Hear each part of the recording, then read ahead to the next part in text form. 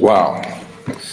Good day, everyone. Today, so I'm so happy being here today. This is Das, actually the most handsome, yakable, Africanicious, adrenaline pumping, and physical husband.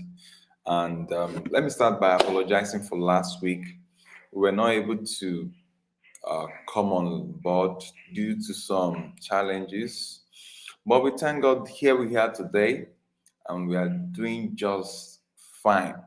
Before we start the discussion of tonight, which is very, very interesting, in which we are looking at how the West is actually confusing the rest of the world because all we see around as an attitude that has been like the trademark of the West to the rest of the world is an attempt or group of attempt to confuse everyone. And we'll just delve into that a lot. But before we do that, we want to congratulate Nigeria for their happy Independence Day. Today happens to be October 1st, which is the Independence Day of Nigeria. Nigeria has been enjoying independence since 1960. And, ever since Nigeria was given this independence, they sent away the white, the white colonial masters, and everywhere has just been peaceful. There has been food, there has been water, there has been good road, there has been electricity, there has been a whole lot in you need to come and see what is happening in Nigeria, because today Nigeria is about how many years are we, from 1960 to 2023. Wow, it has been fantastic. It has been a 63-year experience of total independence. Nigeria has been independent. I wouldn't know of other countries in Africa, but Nigeria has remained so independent. They have been enjoying all the goodies, our natural resources. In short, we are producing a whole lot from this country. We are doing fantastically well. We've been so in short, we have been so carried away with the independence level in this country. We have been so independent that some people are so independently poor. So did I say poor? I think I need to check my glasses to be sure of what I'm saying. Okay, so Nigeria has been enjoying independence, and kudos to the West. The West has been helping Nigeria and the rest of Africa to actually enjoy their independence. Ever since majority of the countries in Africa, ever since their colonial master says, okay, you want independence, no problem. Take your independence. They packed their bags and they left the shores of Africa. They left Africa so that Africa can develop itself. That is why, after 63 years of independence, Nigeria has been so independent that even when we want to conduct election, we just have to travel abroad. We need to travel to the UK to be on Downing or whatever Drowning Street, so that we can show that we are still very much independent. And I tell you, it's been fantastic. Independence, my foot. There is something that we really need to talk about here today, and it is something that has to do with the fact that the Western world is confusing everybody. Is it that they are lying to the rest of the world, or to this part? Let's relate it to Africa. Is it that they are lying to Africa that are concerning their independence? No, I don't think they are lying. They are actually saying the truth, because independence was spelled on paper to most of the African colonies. But in real sense, you and I know that we are very, very independent in Africa. to the extent that a lot of our political decisions is totally kept in the hand of the former colonial masters. And this has been hurting, no, it's not even hurting. This has been making African countries to be happy. They've been doing a whole lot. They've been achieving a lot. Like they've been outstanding in corrupt practices, bad roads, bad governance, so many wonderful things. And all we could say is if the West is actually the one that is propelling their former colonies into this lifestyle of advancement, then there is a video that I think we need to watch. And what is that video talking about? The video was talking about how much independence Nigeria, who happens to be the giant of Africa, has been, and the rest of the world. There was a particular video in which one of the former British Prime Minister was calling out Nigeria as being fantastically corrupt. Those so many people have, you know, those so many people are not happy with this.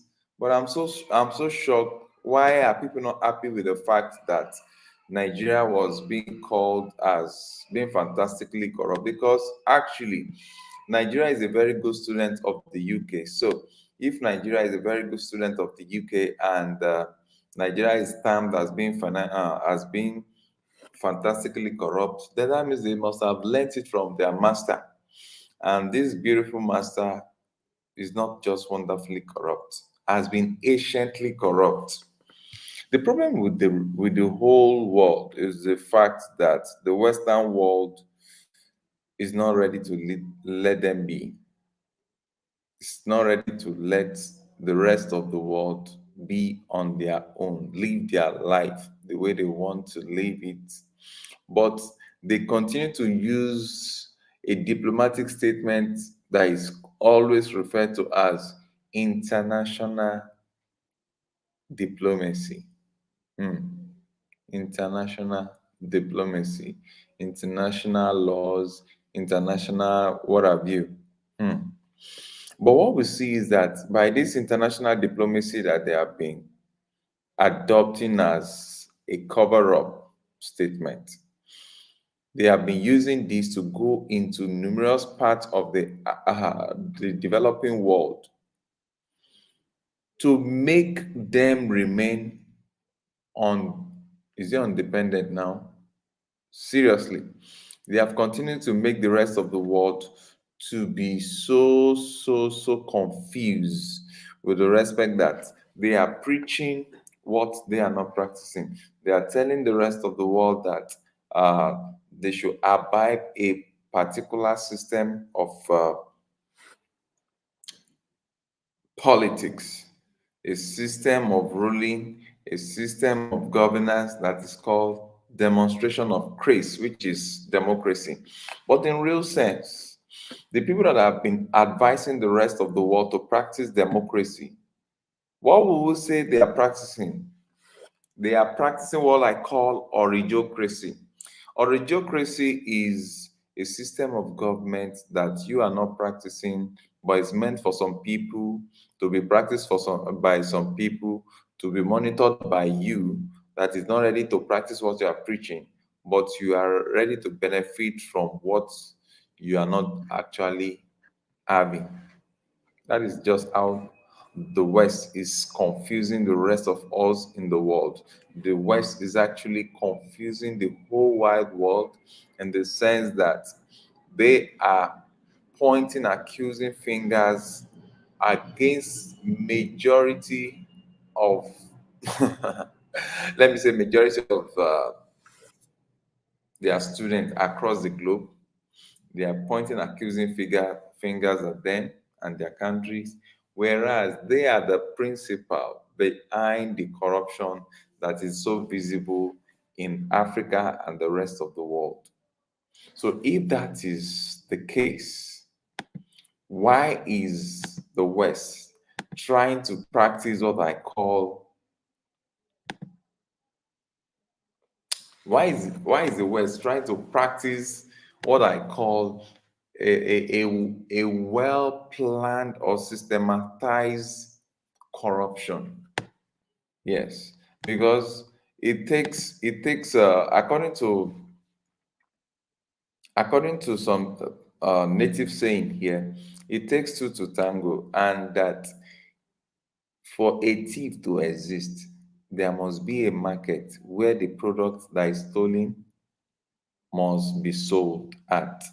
And that is exactly what is happening, because in Africa, a lot of evil that have been perpetrated here, the funds generated by such evil practices are invested into the Western world, and they know it. And they still come up on so many of their news stations. They say, follow the money. Because in following the money, they make us believe that you'll be able to what? To discover what transactions are being perpetrated by such money and how clean or dirty such money is. Let me tell you, this is not the case in so many of this Western world. Funds are leaving Africa, funds that can be properly monitored to discover their genuinity or ingenuity. This kind of funds are finding their ways into numerous Western colonies, Western countries. And these are the monies that they are using to build their own place, build their structure, build their people. And at the end of the day, they are coming to call those that are stealing for them in Africa, calling those countries as corrupt, as fantastically corrupt. So the question is, the rest of the world, listen and ask the Western countries this simple question: why are you confusing us? You are shouting that there is corruption in majority of these African countries, yet the process of such corruption is flying, is developing legs, flying into your economy, flying into your countries unchecked. You know, when such monies are coming in, they just look the other way around, and such money are sitting in their economy. They are using this money to transact businesses, generate profits in their own country. There is a video I want us to listen to. Let's just watch this video. At Buckingham Palace to celebrate the Queen's 90th birthday. It should have been a straightforward event for Prime Minister David Cameron. It's not clear if he knew his remarks were being picked up on a microphone, but he certainly put his foot in it. We've had a very successful cabinet meeting this morning. We were talking about our anti-corruption summit. We've got the Nigerians.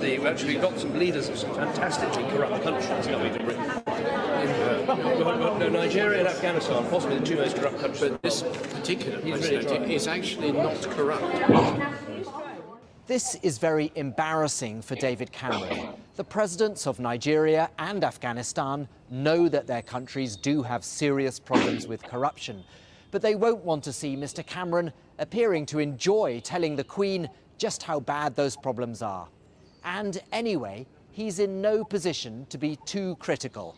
The Panama Papers showed us the extent to which Britain and its overseas territories are complicit in helping politicians from countries like Nigeria to hide their ill-gotten wealth. According to the Panama Papers, thousands of properties in London worth billions of dollars have been bought by secretive offshore companies registered in British overseas territories, in areas like Belgravia, which has some of the most expensive property in the world. This man is a Nigerian anti-corruption campaigner visiting London for this week's summit. On this street, a house worth $8 million was bought by offshore companies owned by the wife of a prominent Nigerian politician. It's a glaring contrast to how most people live back home in Nigeria. You see poverty staring right in front of you in the street, simply because money is meant for all of these purposes to stimulate the economy are being used by private individuals to build homes, to take care of their own immediate families. Just all of this going on at the expense of the people. The Commonwealth Secretary-General, who'll be hosting Nigeria's president on Wednesday, told me that corruption is not just a developing world problem. It's something which all countries face, and those who wish to undermine our democracies are joining together. So they have, if you like, a conspiracy of their own which infects all of our countries. And the real issue for us is, what are we going to do about it? And that is the purpose of this week's summit, to find solutions to a problem that undermines all our lives. A big challenge, not made any easier by the British Prime Minister's undiplomatic remarks. Barnaby Phillips, Al Jazeera. Okay, so that was that was a video during Cameron's tenure. But you know the good thing about it, the West has always evolved as a confusion magnasantos, in the sense that, look at the analysis there. A lot of these corrupt, so-called corrupt African presidents or African politicians are stretching away their stolen wealth in their own economy. They are using it to buy houses that they will never live in, buy materials that they will never use. And UK is always in the habit of looking away as if nothing has happened. The same applies to other countries in the West. Majority of the ill-gotten funds are leaving Africa to the West. And in doing this, a lot of you know, the funniest stuff is that the most systemically corrupt countries of the world are situated in the West. And those small boys in corruption, they are situated in Africa. So what do you expect? You would have expected a neutral body to be in charge of transparency, accountability across globe. But what do you see? It is countries where they have this systemic corruption, well planned out corruption, strategically set up corruption, that are also in charge of numerous, that are also having or housing numerous bodies that are going to say, oh, this country is corrupt, that country is corrupt. Let's mention transparency. This country is more transparent than this. Is it not confusion, or is it not confusing enough when the younger brother or elder brother to a thief is the judge that is going to do what? That is going to address the case? I just feel it's some necessary food for thought. I do not intend staying long on tonight's channel, tonight's live stream. But if there is anything, as we in Nigeria are celebrating our independence today, which I still believe that we are still looking for that independence. But we must have this at the palm of our hands, that it is the West that is confusing the rest of the African continent or the world at large. And as such, the best way to conquer is to understand your enemy so that you discover the weak points and you liberate yourself from myself, Dio Cetro, from the Cetro Studios, I want to say, Africans, please wake up. Do not let us sell ourselves into this slave trade of foolishness in believing that corruption is the only thing that Africa has to offer. Whereas the corruption in Africa cannot be compared to the level of corruption in majority of these countries that our youths, our people, our best hands are running into. With that being said, let's think on these things and let's make wise decisions, because we are not to be called names by those that are actually the originator of corruptions. But we should look inwards and say to ourselves, especially those that are from this part of the world, Nigeria, we are celebrating 63 years of independence today, but there has been no basic amenities being available constantly for our use. We are still struggling with electricity. We still have a lot of bad roads. We still have people languishing in hospitals because they are not properly attended to. We have numerous doctors that want to run out of the country in a statement they call JAPA. They want to run out. Yet, the people that have consistently determined whether a fool continues to rule Africa, Nigeria, any other countries in Africa.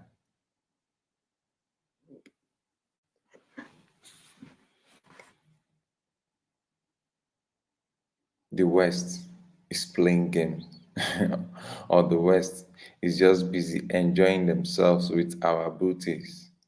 They are confusing us, making us fight ourselves dirty, making us to see ourselves as different. Whereas they come in here and will show all the love without using our brain to understand this simple fact that no matter how well traveled you are, you still return back home. And for you to be successful, you need to be successful right from your home. So corruption is not part and parcel of the African society. It was something imported, learned from wrong associations with some people nosing around from different parts of the world. They disguise themselves. They call themselves NGOs. They even call themselves religious bodies. Sometimes they even come straight and call themselves politicians. We should be careful not to allow anybody name stamp us as corrupt, whereas they are more fantastically corrupt. So with this being said, I want to say thank you, everyone. It's really a blessed time. I do not have enough capacity to stay long this night. I just want to appreciate you. I want to apologize that we couldn't do this last Sunday. Hopefully within the week, we'll be able to do more live stream or some other video release. I want to say thank you very much. From all of us at the Cetros, good night.